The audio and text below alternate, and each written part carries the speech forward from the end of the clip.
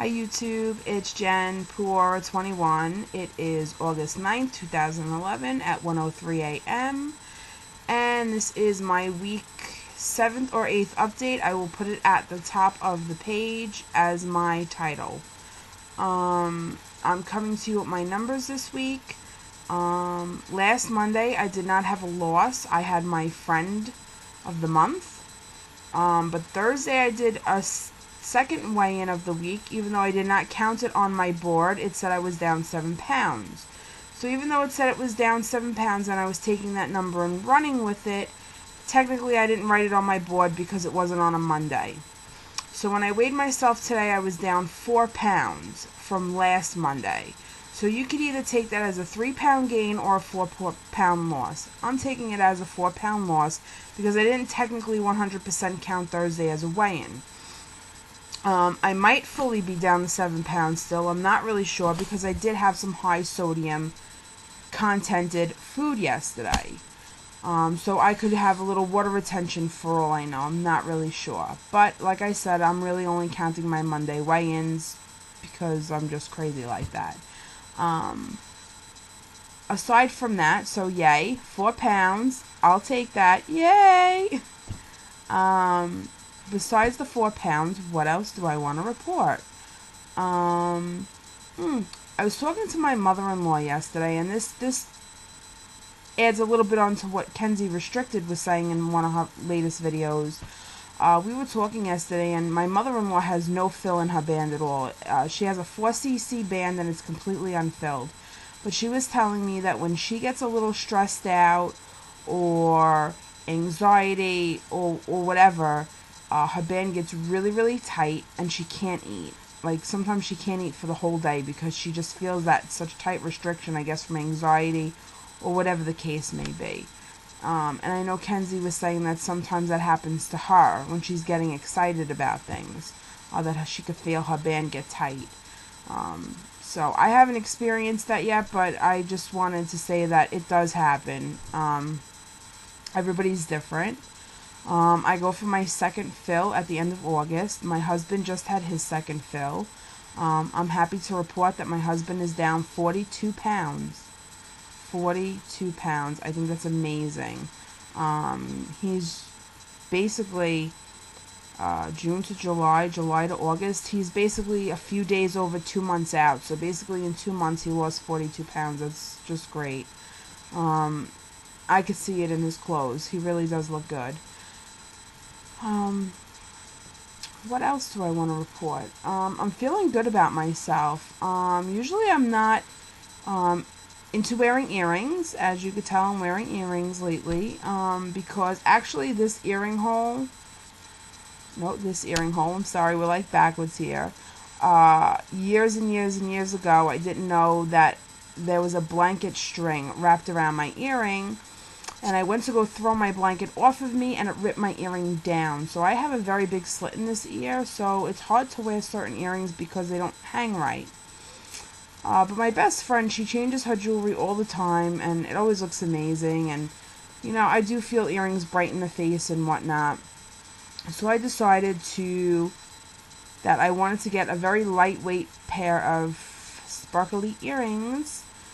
And my mom was very nice enough to buy the ones that I picked out, and they were actually on sale at JCPenney's for like $12. So I was very happy about that. And my husband was like, "What's with the earrings?" Because he knows I never wear earrings. He's like, "What's with the earrings lately?" And I go, "I don't know. I feel good about myself. I want to wear them. Leave me alone." Also, I wanted to report I have found a haircut and color that I want to do on my hair. I'm very excited. I've had this hair color for 4 years now. Most of you know from one of my videos that I used to be lighter with highlights in my hair, but I had went in the pool before my wedding and my hair turned green a few months before my wedding, and I decided to go dark. Been dark ever since. Then after I got married, a platform artist came into our job to demonstrate a haircut, and I only allow one person at my job to cut and color my hair. That's it. Nobody else touches my hair. I've learned my lesson over the years. too many, fingers in the cookie jar, whatever that saying is, yeah. So I only let one person touch my hair. Because basically when you have the same person cutting your hair, they know your hair, they know the cut that's going on, they know where your cowlicks are and whatever else. So I only let her touch my hair. So this platform artist came in to do a haircut, and it was basically, the stacked longer in the front, and I said, oh my god, I've always wanted that haircut. And I'm thinking, a platform artist? Hello? I want a platform artist to cut my hair. Big mistake. Big mistake. He basically he didn't know how to work with hair like mine, which is thick. He didn't really know what the F he was doing. Excuse my language, even though I didn't curse. He basically lifted my hair in the back and shaved it. Okay, because it was just too thick for him to handle. We're just going to say that I was able to do this with my neck for weeks, and I felt stubble on the back of my neck. When I left work that day, I wanted to cry. I was crying at work when he left. I called the woman who usually does my hair, who was off that day, and I said, you have to let me come to your house. You have to fix me. She couldn't even believe that I let a stranger touch my hair, and not only touch my hair, but cut my hair to an extreme like that. She was barely able to fix it. We really had to let it just keep growing and growing and growing and fix it as we went along. So basically, now my hair, obviously, you could tell, is fully grown out from that awful haircut that I had. And I really haven't changed my hair at all, except for getting like an inch or two cut off here or there. Other than that, I've really just kept like the whole side bang, dark color, long layers, whatever. Sometimes I blow it out straight. Sometimes I wear it my natural curly that you saw in my last video. So anyway, this cotton color, it is fabulous. I love it, love it, love it, love it, love it. Basically, I will give you a little bit of a sneak peek. It's basically keeping the color I have now, just adding something to it. And the cut is super sleek. I love it, love it, love it, love it. I'm in love with this picture. But I started asking people their honest opinions. And a few of the people I work with are like, totally go for it, do it right now, do it right now. But sometimes I feel the do it right now is because we're bored at work and we just want to see something new.